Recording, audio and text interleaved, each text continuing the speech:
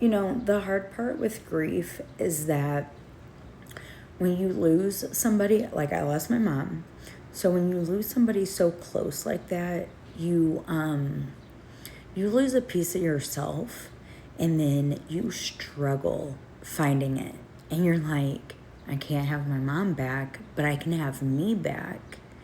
And so then you go down this like slippery slope of trying to find things that bring you that joy, and or dopamine rush or distraction or something, okay? But that is the slipperiest slope, because especially when you are hyper aware of yourself, and you know things, like tools that you should be using, and the benefit of using it, and what could happen if you don't. So after my mom passed, I've just been struggling, and a lot of it has been financially.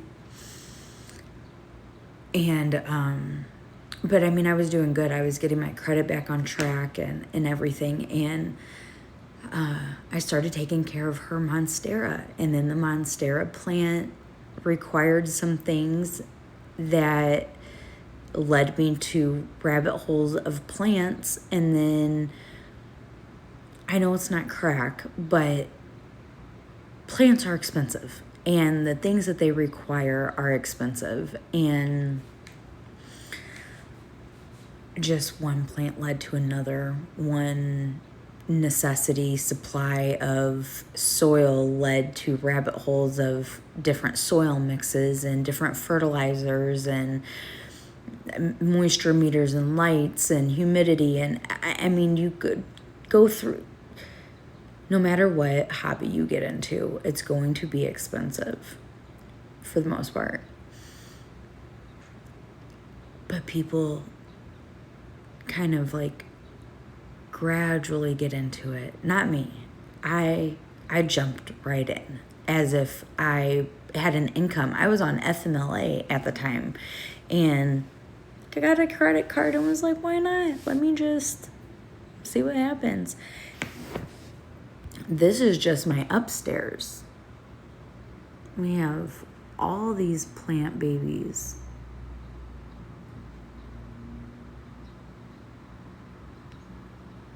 Those are all my Monsteras.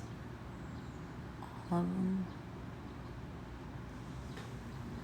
I gotta turn on their lights too. So, I mean, again, these are just my upstairs plants. And it's not even a lot compared to people who have been doing it for years. I've only been doing it for a month. So, that's... if I showed you downstairs. Well, I mean, I think some of you know, but in case this hits new people. But anyways, I was just thinking about how scary it is, and to be so aware of your problem and to not care. Like when I tell you, I don't care if I lose my job. I don't care if I lose my house. I don't care if I lose my car. I don't care if I lose all my plants. Like, I don't care about anything. Now, plants have brought me back a feeling of caring, but not... And my mom died in March. So what is today? July, 11th. Today is July 11th. My mom died March 30th. It hasn't been that long, and I've really got to give myself grace. I really have to give myself grace, and I do try to.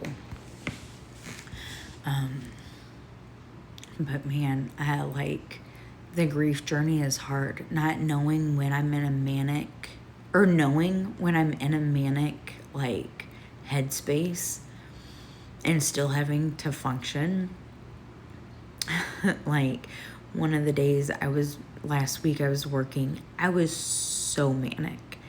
And we had meetings that we had to do, and it was really scary. It was really scary knowing that I'm getting so frustrated, I'm about to quit. And knowing that when I'm in that headspace, I'm not fully thinking about how that affects me and everyone around me today, tomorrow, and in the days to come. Like, in my head, I'm just like, I'm so used to figuring it out, I'll just figure it out. Because, I don't know, it's just scary trying to parent yourself and trying to give yourself grace and knowing when that is giving yourself like too much permission to do the wrong things. Because it's one thing to be like, oh, okay, yeah, you have credit cards and plants are healthy and that's a really good way to grieve and da-da-da-da. That's fine. You know, if you're not spending your money, go put some plants on a credit card. And then you look at your balance and you're like, how did I spend $3,000 on plants and plant stuff in Amazon and getting all their necessities, and I don't even know what I'm doing. Spending, $100, we can even say $500, okay, for the plant enthusiasts that really got into it and just went straight to rare plants without doing research and stuff. Yeah, there's boundaries where you have to give yourself grace. And I think that's the hardest part for me, is knowing that I'm in control of the boundaries. And,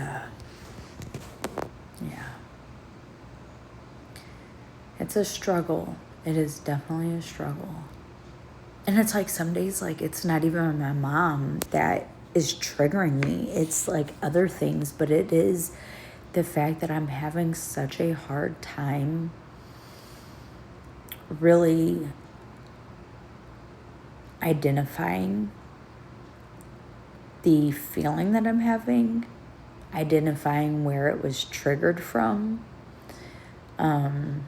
knowing how to properly get out of it. And like, that's the thing, is I know all of it, but when I'm in the headspace, I'm like, that's not going to work. That's not going to work. So I wish like responsible Danielle would chime in and be like, no, that will work. We need to put it into place.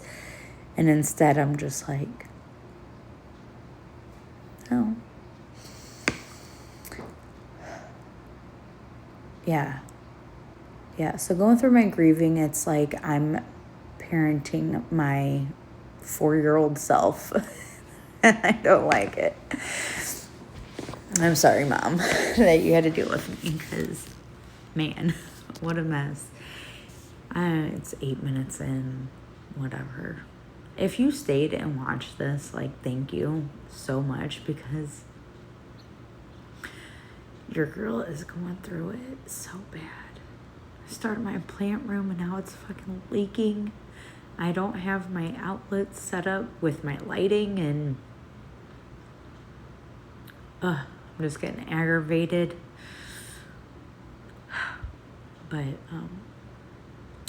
my son passed his electrical apprentice thing to get into trade school, his test to get into trade school, and my niece got her a new car. I helped her get that, and good things are happening. Like, my plant room is coming along. I just gotta figure out why to get it to stop leaking. But grief